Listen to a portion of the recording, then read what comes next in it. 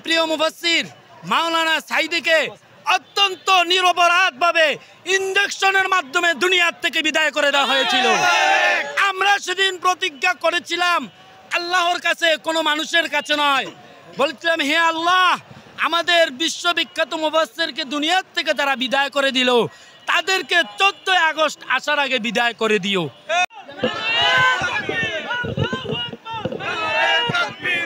বিসমিল্লাহির রহমানির রহিম। আমি সর্বপ্রথম মহান কোরআনুল কারীমের একটি আয়াত স্মরণ করিয়ে দিতে চাই। সেটা হচ্ছে আল্লাহ রাব্বুল আলামিন সমস্ত জাতির জন্য বলে দিয়েছেন যে ফামাং তাবিয়া হুদা ইয়া ফালা খাউফুন আলাইহিম ওয়ালা হুম ইয়াহজানুন। হে জাতি, তোমরা যদি শান্তি চাও, তোমরা যদি শাসন চাও, তোমরা যদি পেট পুড়িয়ে খেতে চাও, ধর্ষণ থেকে বাঁচতে চাও, তাহলে কোরআনের আইন কায়েম করো। এটা হচ্ছে আল্লাহ পাকের ওয়াদা। আজকে আমরা কত নেতাদের ওয়াদা আমরা পালন করি, বিশ্বাস করি, তারা তো মিথ্যা কথা বলে। কি কথা বলে? মিথ্যা কথা বলে। কিন্তু আল্লাহ রাব্বুল আলামিনের ওয়াদা কোনোদিন মিথ্যা হতে পারে না।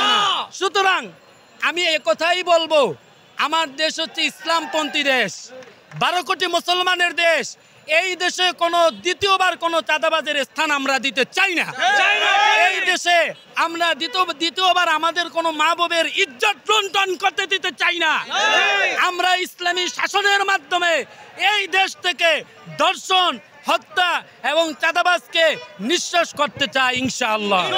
সুতরাং আমরা একথাই বলবো, আমরা মানুষ যদি, মানব মণ্ডলী যদি শান্তি চাই, কোরআনের আইন ছাড়া কোনো বিকল্প নেই।